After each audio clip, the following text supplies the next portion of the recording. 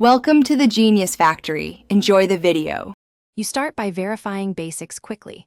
Make sure the nightlight is plugged in and the outlet is live, because power issues are the most common cause.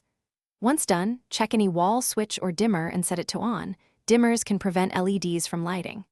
Next, power cycle the light, unplug for 10 seconds and reinsert. This clears temporary faults.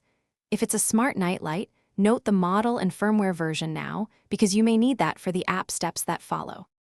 You now move into the smart troubleshooting path. Open the manufacturer's app and confirm the nightlight is connected. Many devices require a 2.4 GHz Wi-Fi band, not 5 GHz, so make sure you're on the correct network. If the app shows an update, install it. Firmware updates often fix stability and pairing bugs. Once updated, reboot the device through the app. If the light remains unresponsive, perform the factory reset sequence the manual. You finish by validating the fix. Test manual on and off, run any scheduled timers, and adjust brightness to confirm full functionality. If problems persist, move the light to a different outlet, swap in a fresh bulb or module, or replace batteries to eliminate simple hardware faults. Finally, isolate variables, power, app connectivity, and the physical unit, one at a time.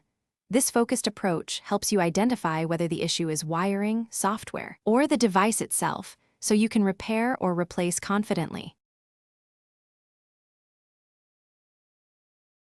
Thanks for watching. If you found this helpful, don't forget to like and subscribe.